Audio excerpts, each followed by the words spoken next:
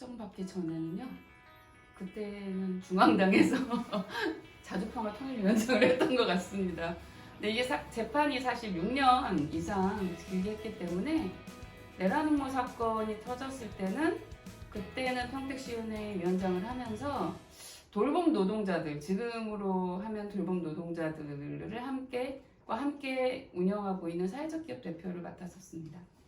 작년에는 저는 민중당 사무총장이었고 그 7년 동안은 내란음모 사건이 났을 때는 통합진보당의 대변인이었고 또 그 7년 동안 당도 해산 당했다가 여러 가지 또 일들이 있었죠.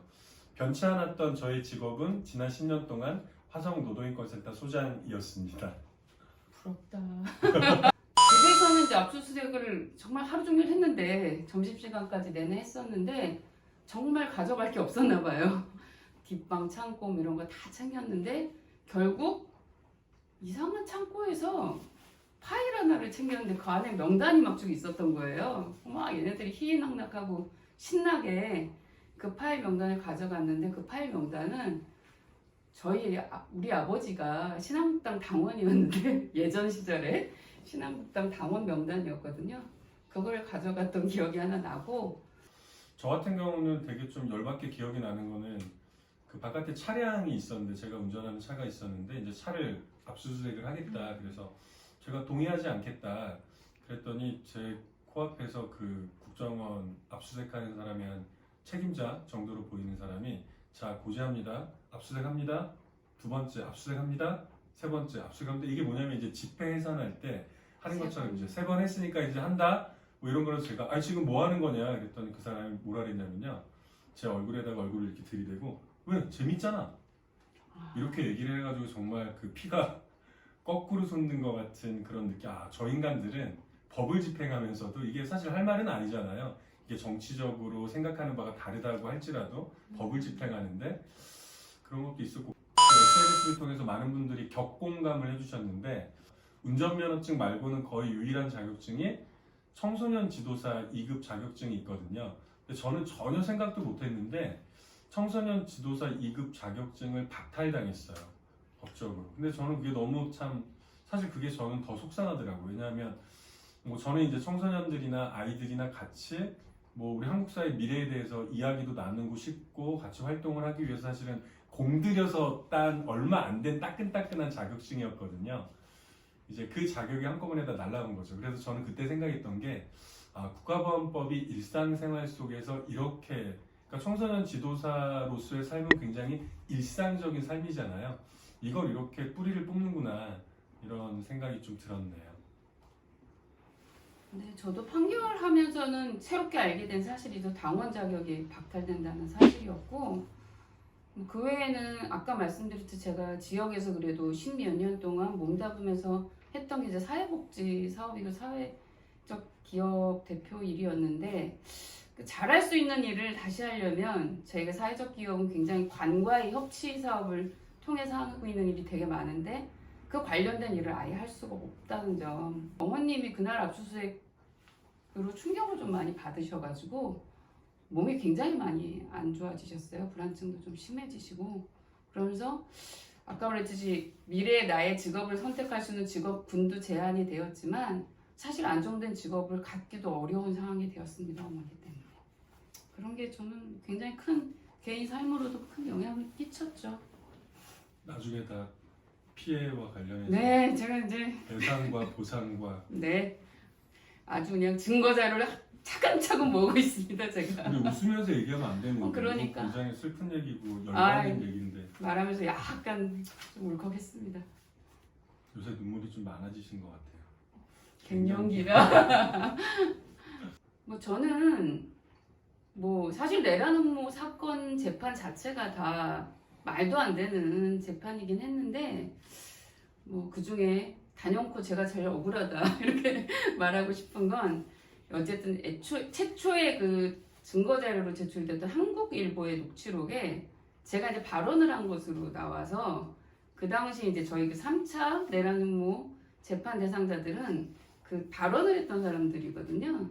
근데 사실은 그 재판 과정에서 그 발언자가 제가 아닌 게 증명이 됐죠. 확인도 됐고 뭐 그 뭐죠? 협조자, 국정원 협조자도 뭐 인정. 그런 인정을 했던 걸로 알고 있음에도 불구하고 그러니까 나는 대한민국 법이 너무 이해가 안 돼요. 이게 아니 수사를 하다가 이 사람이 애초에 지목했던 혐의자가 아니야. 네. 그러면 거기서 이 사람을 빼든가 변경을 해야 되는데 그냥 끌고 가더라고요. 계속 재판 끝까지. 그래서 저는 이게 진짜 어떻게 법이 이럴 수가 있지?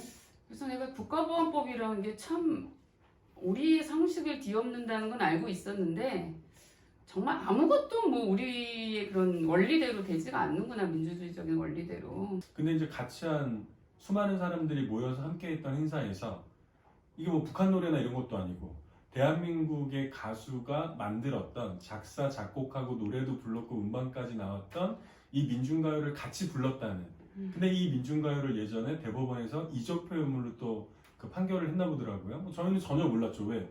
아니 대법원에서 뭐를 이적 표현물로 판결하는지 뭐 공지를 하나요? 그 자리에서 그 민중가요를 같이 불렀다는 그 이유 때문에 그 이유 딱 하나로 정말 그 이유 때문에 유죄 판결을 받은 거예요. 일단은 혁명동지가 한 100번 부르고 싶습니다. 대놓고. 일정상으로요.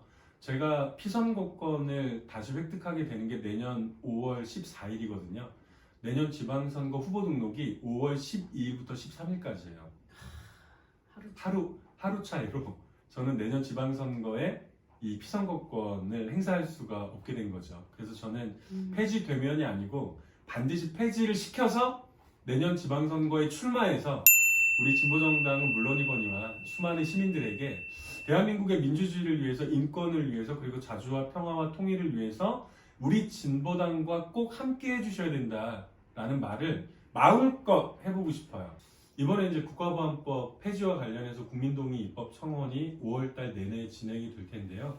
저는 그야말로 1945년도에 우리나라가 해방이 돼서 국가보안법이 48년도에 생겼거든요. 그 지난 73년간에 한 이 역사를 마감하고 새로운 시대로 가는 그런 작은 몇 번의 버튼이라고 생각을 합니다. 국가보안법을 없애자고 그렇게 많이 얘기해 왔는데 이제 우리는 이제 목전에 두고 있는 것 같아요. 국가보안법이 있었던 지난 한국 시대와 국가보안법이 없어진 한국은 저는 질적으로 다른 시대가 될 거라고 당연히 확신하거든요. 저뿐만이 아니라 모두가 확신하고 있습니다. 우리 사랑하는 진보당 당원 동지들, 그리고 진보당을 아껴주시는 수많은 우리 진보적인 우리 시민들, 민주화 인권을 생각하는 시민들께서 새로운 시대로 나아가는 문을 국가보안법 폐지 입법 동의 청원과 함께 활짝 열어주시기를 부탁드리겠습니다. 뭐 방금 저희들이 얘기한 내용처럼 사실 국가보안법은 이미 사문화되었다고 하지만 일상에 되게 많이 스며들어 있고 어느 순간 스스로를 자꾸 검열하게 되는 정말 이 시대에 맞지 않은 법인 것 같습니다. 근데 이제 그 김일성 회고록 건도 그렇고요. 지금 뭐 실제로 국민의힘에서조차도 이제 뭐 표현의 자유에 대한 이야기도 하고 또 평양에서 문재인 대통령이 연설도 하는 이런 시대에 진짜 국가보안법 정말 필요 없는 것 같고요. 그런 국가보안법이 없는 아까 달라진 한국을 만드는데 그걸 우리 진보 당원들이 가장 앞장서 해야 되지 않을까요? 바로 지금 주변 10명에게 국회 동의 청원을 요청해 주십시오. 반드시 이번에 폐지할 수 있습니다. 화이팅! 화이팅!